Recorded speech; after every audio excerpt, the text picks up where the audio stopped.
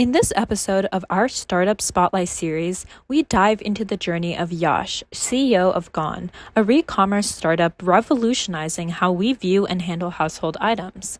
From humble beginnings with a simple idea to a thriving business model, Yash shares how Gone offers free pickups to help declutter homes and resell items through various marketplaces. Discover how Gone is not just about creating business, but also about creating a sustainable future by reducing waste and promoting a circular economy. Join us as we explore the challenges, triumphs, and the visions that drives Gone to make a significant impact on both the market and the planet. Welcome to the Startup to Exit podcast, where we will bring you world-class entrepreneurs and VCs to share their hard-earned success stories and secrets. This podcast has been brought to you by TIE Seattle. TIE is a global nonprofit that focuses on fostering entrepreneurship. TIE Seattle offers a range of programs, including the Go Vertical Startup Creation Weekend, TIE Entrepreneur Institute, and the TIE Seattle Angel Network. We encourage you to become a TIE member so you can gain access to these great programs. To become a member, please visit www.seattle.tie.org. After the success of our Microsoft at 50 series, which is the first-person account of many senior executives in the early years of the company, we're starting our next series, Startup Spotlight. We're going to feature founders and hear their stories, their journeys, and what they are solving in the new world order of AI. I hope you all enjoy it. We have now actually crossed over 25 episodes, and we really thank you for supporting us through our own journey. It's now available everywhere podcasts can be heard: Apple, Spotify, YouTube, Google. I hope you all subscribe, tell your friends to subscribe, and enjoy our next series, From Startup to Spotlight. Thank you.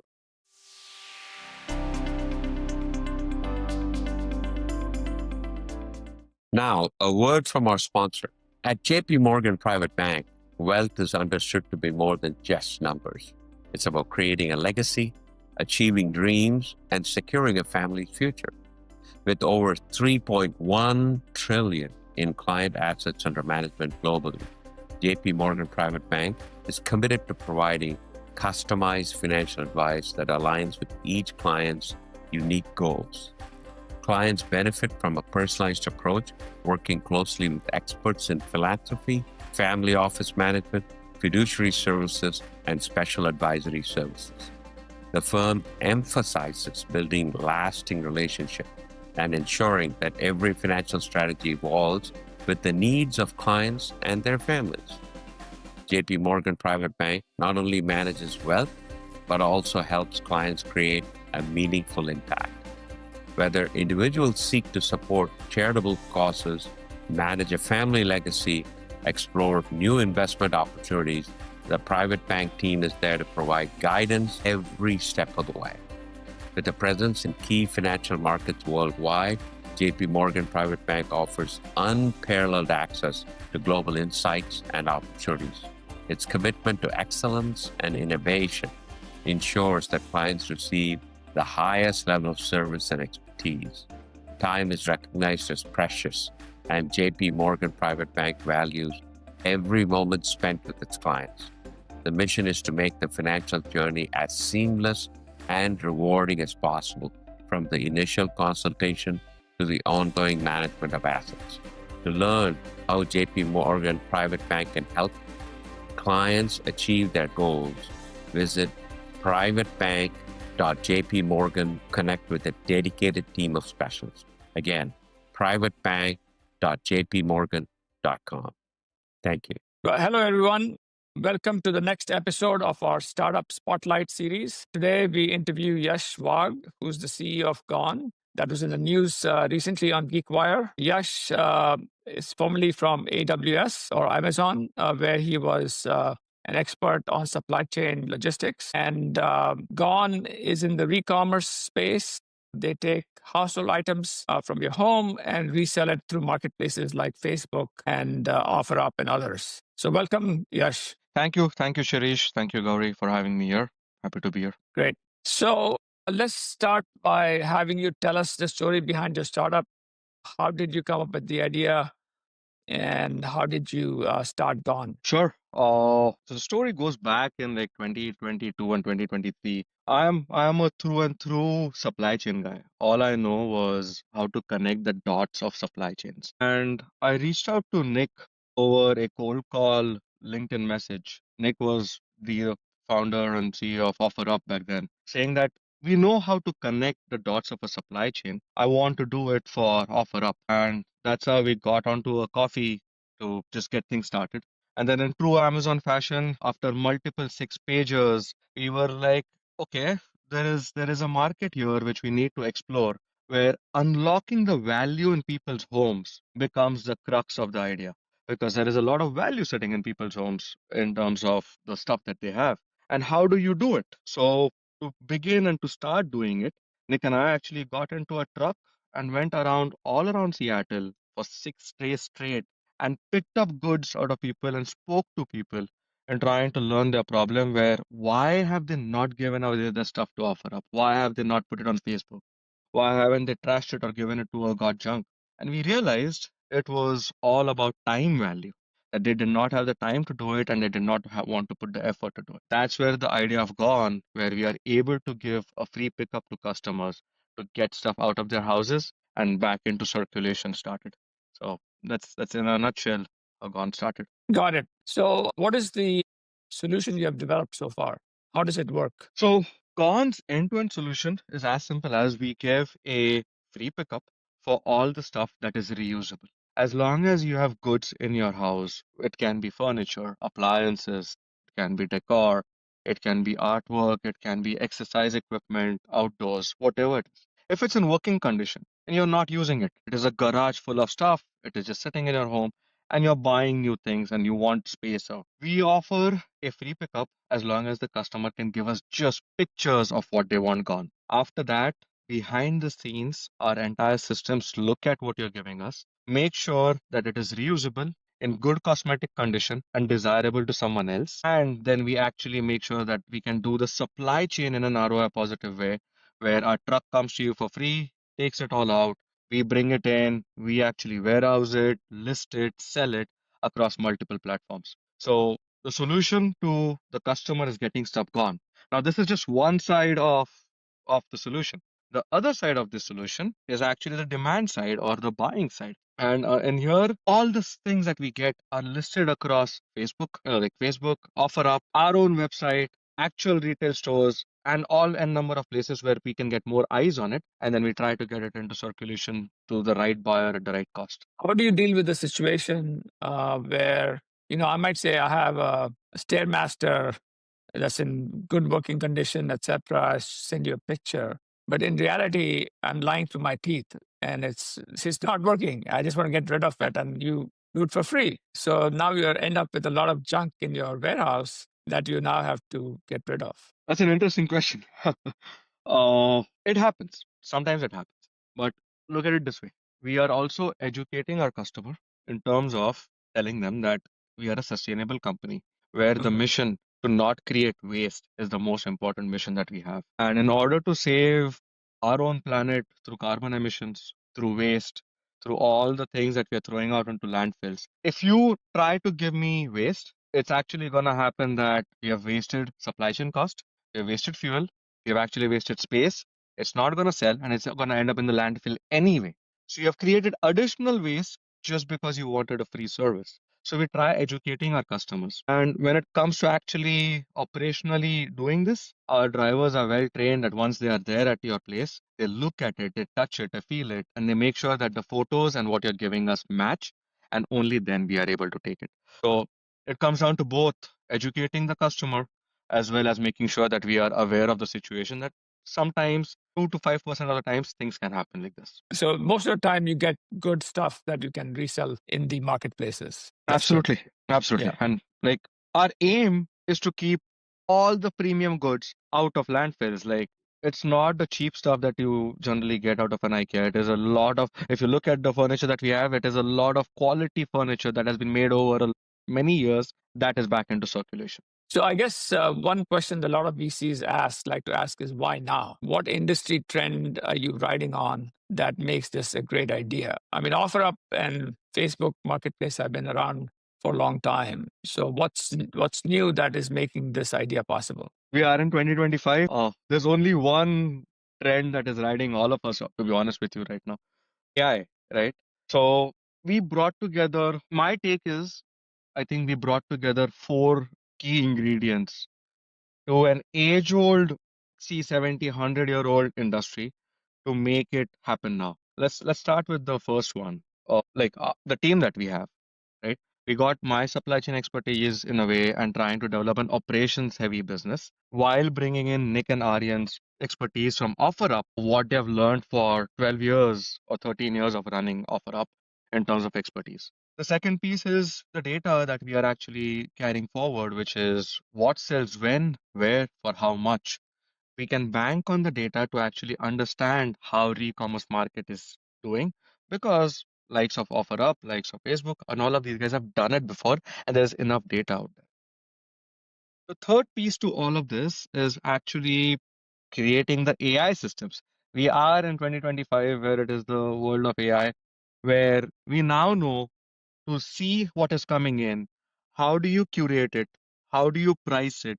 How do you actually get the supply chain costs done in an ROI positive way and take it through end to end? So we have tried to figure it out in terms of technology, data, and team. And last but not the least, we are not trying to be a like one show pony.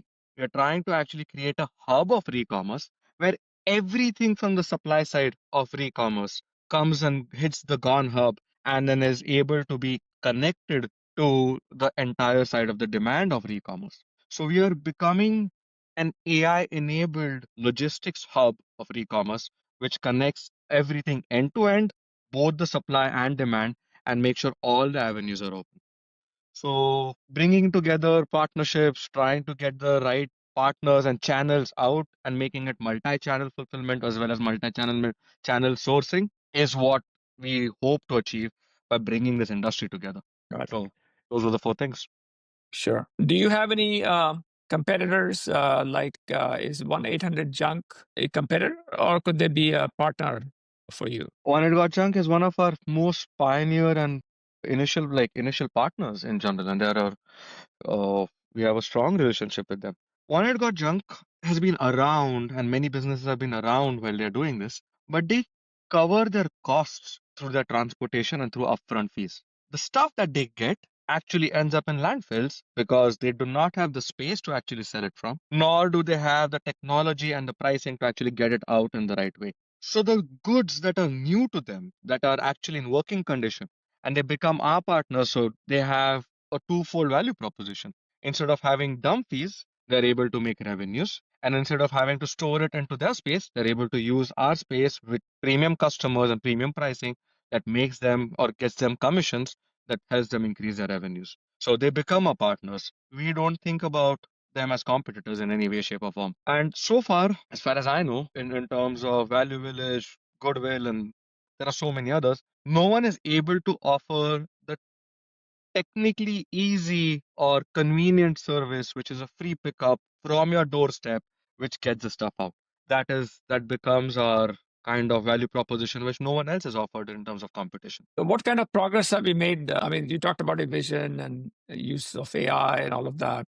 What kind of progress have you made? What kind of traction have you achieved so far? So we have actually now have a completely operational store in Renton, and I would urge every one of you to just come and visit us. It's 13,000 square feet full of stuff, which is the most premium things that you'll ever see. And just a premium, if you actually come in here, you'll be able to furnish your entire office, your entire home, your entire startup, your entire student's little apartment, whatever it is out of here. And that is the stories that we're starting to hear, that Airbnbs are furnished out of here, offices are furnished out of here. The traction is we have a store which is complete now. We have a location and a website, shop.gone.com, which can show you everything that we've got. And this is basically a paramount importance that the supply side of the market, which is supposed to be the difficult part, has been cracked in a decent way. that we are getting enough quality supply from partners, from individuals, from corporations to make sure that the supply side of the marketplace is solved. And now the demand side is starting to pick up as we become a household consumer brand. Great. So let's talk about your funding. It's finally public now. You raised 6.3 million in funding from number of VCs, including Fuse Ventures, as well as Thai Seattle Yes. and other Thank Thai you. chapters. How did that happen? You're gonna make me roll back a few years. So this funding was raised last year in June, but the seeds of this funding were sown probably 8 or 9 months before we even raised a round. And honestly, like I have the likes of Nick, our seasoned entrepreneurs with me, but our philosophy was very simple. We take our investors along a journey to make sure that they understand what the product is, to make sure that they understand why we are building it, to get them involved in our purpose. So, an example of this would be Fuse, right? Fuse is our lead investor. But our first meeting with Fuse happened in November of 2023, and then we raised in June of 2024. The first meeting was to just expose them to what we were doing, to tell them that these are the things that Nick and I have gotten into a truck. We are collecting stuff and we're able to see quality things coming out of it. The concept, what started then, actually pivots. Gone is not what it started as. It pivots, it changes things. The company is completely new. And from funding onwards, things change. So the company is new since then. But the concept to actually take your investor along with you helped us a lot. Thai Angels was with us because all of you knew exactly what I was doing. You knew exactly the efforts that we were taking in building this marketplace. You had the confidence probably in me to know that okay, we know him, he is able to do these things, and he has proved out attraction of by actually doing it with their own hands and bootstrapping it. And that's when all the investors came along. And once that thing started, I generally would say that this rarely would happen, but Fuse was our first pitch, and our first pitch converted into something that was meaningful. And then all of you supporting us meant a lot, where we are like, okay, we have the confidence from our investors to make this happen because they have seen us through the last 8 months. Great. Yeah, we are very happy to support this initiative. Great. Thank you, So over Shirish. to you, Gowri. Great. Thanks. Yash, first, I have to congratulate you on the funding and getting it started. But actually, I want to congratulate you for being a mentor for the TYE program, the Thai Young Entrepreneur Program, where your teams have won now back-to-back championship on the global stage. So congratulations for shaping young minds to be entrepreneurs. Thank you so much, Gowri. Like you have touched a topic which is very, very close to my heart. It's all about giving back and how we do it. So really, really appreciate it. I don't know if you want to dive deeper into that today, but I think we have something very cool going on out there since the time that Arvind and I have taken it over. Happy to dive deep if you want to right now. We're going to do a separate episode with the winning team, so we're going to invite you Yes. for that one. But that sort of leads me to this next question, which is there are a lot of entrepreneurs out there today raising money, right? And you have been both the entrepreneur who's raising and also advising other young entrepreneurs how to do it. But uniquely, you talked about a journey just now of a long one, November of 23 to a year plus before it all came together and the changes. If I'm an entrepreneur listening to you out there wanting to raise money today for my greatest idea that I ever thought of, and I'm sure it was your best idea at that time, but you were letting it go. What advice would you give those entrepreneurs, especially on the funding journey that you've been on and the support you got from everybody around you? There's no magic pill that gets you funding. It is day in and day out of hard work and in general persistence that helps you with funding. Uh, unless you are fully into it, you have burnt your boats for that lack of better terms, that there is no fallback option. You have gone into it all in and you're trying your best every day is what eventually gets noticed, is what I feel. It wasn't a year plus, and a year and a half of building gone, and then we like a year and a half of no paychecks, just building, just trying to figure out what we can do. and then eventually pivoting many times is what led to the June 2024 funding. So getting it bootstrapped, trying to figure out how many pieces that you can put in place, connecting with the right people, and at the end of the it, like being extremely patient and extremely, for lack of better terms, resilient, because not every day you're gonna find an idea, not every day someone is gonna come and help you.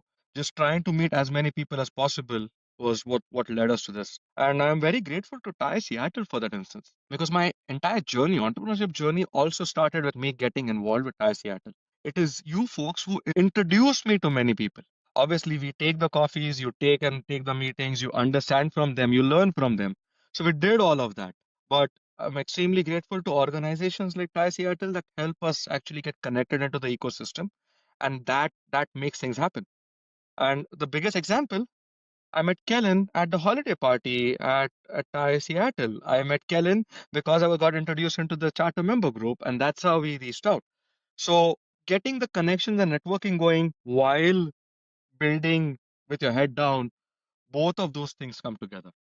That's excellent advice. That it's a journey, and you have to be resilient to withstand it and get up every morning and do it all over again. Seems like that's a, and we are glad that we see one of our own, get funded and get their vision into real execution. Now, you talked a little bit about the pivots that you went through, even as you were heading to your launch, right? So that means there was morphing of it. A lot of entrepreneurs get stuck in saying, hey, I have this idea, so this is it, right? You seem to have struck that balance between pivoting and staying core to your idea. How would you say that you struck that balance, and were there times in which you felt like you're moving away too much from the core, or you're not incorporating enough of the suggestions you're getting? How do you balance those two? So the two things that you're probably talking about is how do you balance purpose with the market signals, Hmm. right? Uh, my purpose stems from my daughter. What kind of a world do I want to leave for my daughter as we pass on baton to the next generation, right? And that meant that we wanted to create a sustainable world. The carbon scores are going to the roof where we are just consuming and consuming, and we're becoming a consumerist nation, consumerist people. And my thing was like, we got to stop this cycle somewhere. So the core purpose that I have gone behind is a sustainable mission oriented thing where we stop the consumerism and actually are happy and content with what we have. And that means making sure that the second-hand goods that have life left in them get used to its fullest rather than trashing, and making sure that we don't consume new things. That's the purpose. So if that was the purpose, we started the idea in many different ways. The first way was like actually consignment. Like we started a company 1-800 Consign, where you were able to take things in, store it, and actually give the customer some money back. Once you did that, we figured out that as we learned from the market signals, the idea pivoted completely, and it's a new business again. People did not want money for it. People wanted stuff out of their lives and gone out of their lives. Okay, fine. So we tried doing that. From there, an idea of treasure truck also struck us. Like, can we do it in a treasure truck where we come pick it up and just distribute it out there? Eventually, when you hear your customers enough, eventually, when you get the signals right and you match the signals from what the customers are telling us to the purpose, that's how you do it. If you are hell bent on one idea and if you just want that idea to be proved right, you don't listen to the market, I think it is doomsday. You have to listen to your customer, you have to ask your customers constant questions, and that too when you're with them in a very friendly way without indicating to them that this is what you're gonna ask. So we made sure that we are solving a problem that the customers wanted while staying true to a deep innate purpose that I have is how we have landed so far. And I hope we continue because there are going to be many more pivots from here on as well. So now, with the launch of it and the success that you're having, you have great co-founders, right? Who have scaled companies. I'm sure that they bring in a particular set of skills with your supply chain, and their roadmap is charted, right? How internally are you guys organized or even debating which is the first one to go? Because the choices and the allocation of resources is your number one challenge, I assume you're having, because you're actually a physical goods company. It's not like I can hire 100 more people and they can write more code or they can deploy. This is buying 100 more trucks is non-trivial. How are you mapping roadmap with the team that you have built and the co-founders with experience that you have? As the CEO, you can say, this is how we are moving forward. Sure. There are 1,000 things we can do. You pointed out right now.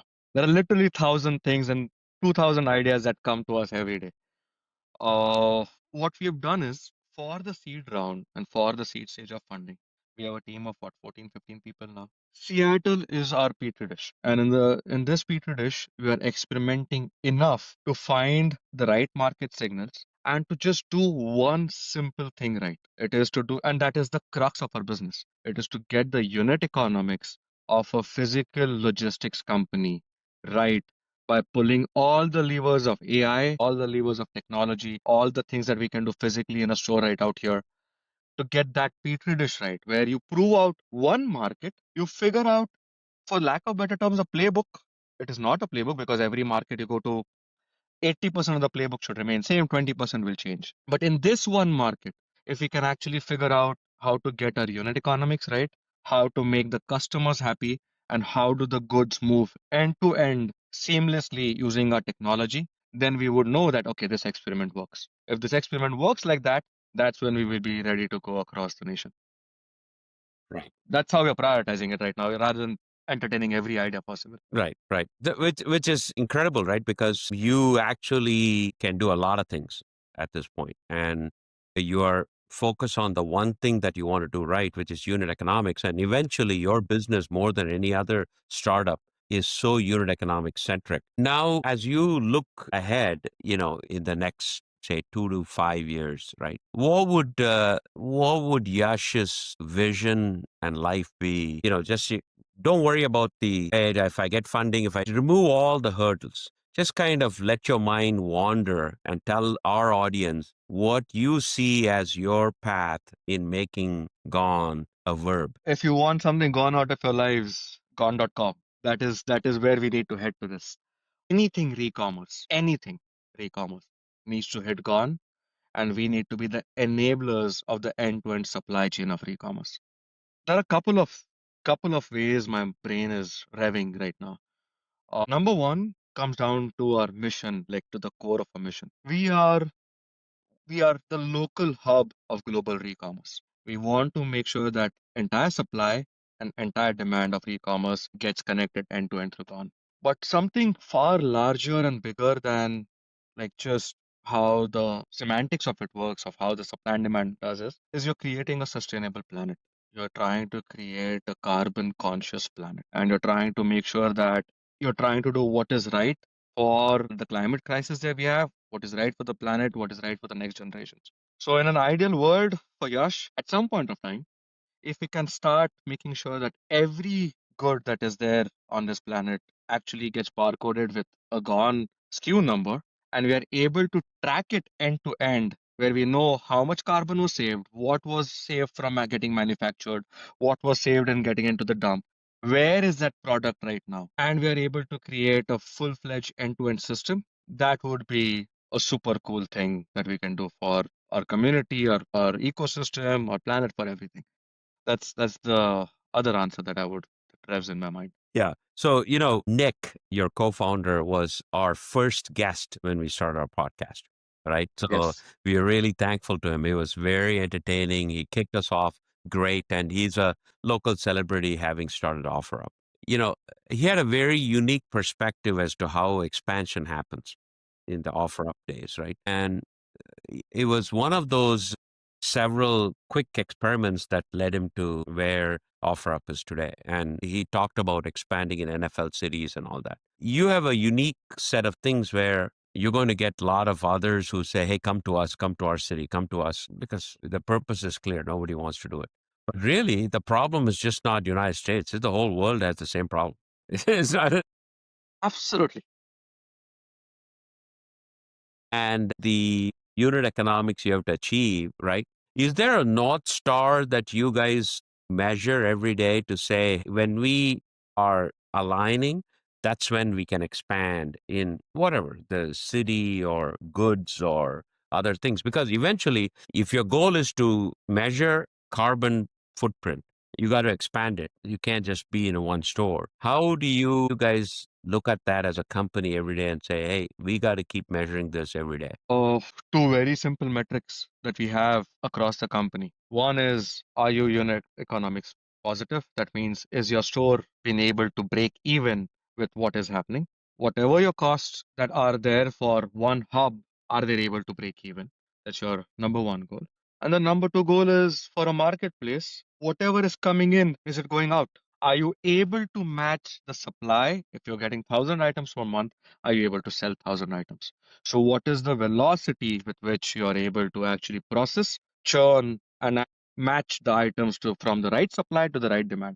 If you take care of those two metrics, we are decently well aligned to making sure that, okay, this experiment that we are trying to run is successful, and now this experiment can be run across all your NFL cities, eventually across the globe. That's awesome. I like the way you've simplified even for your internal teams, how they can rally around two simple metrics as opposed to broader goals that they may not be able to see on a day-to-day basis. I love the way you've approached it. And I also think that what you're doing for the planet and the purpose through which you've started is incredible. Shirish and I are very happy that we've been played a very small role in Gone getting started. Thank you very much. Thank you so much. Your role wasn't small. It has a very major contribution to my as well as Gon's journey. I won't call it success yet. It is a journey that we are taken. Appreciate the guidance, appreciate the outlooks, appreciate the networking and connections, and hopefully all of us can be successful in times to come. Thank you. Thank you. Thank you for listening to our podcast from Startup Exit, brought to you by TIE Seattle. Assisting in production today are Eesha, Jain, and Minee Verma. Please subscribe to our podcast and rate our podcast wherever you listen to them. Hope you enjoyed it.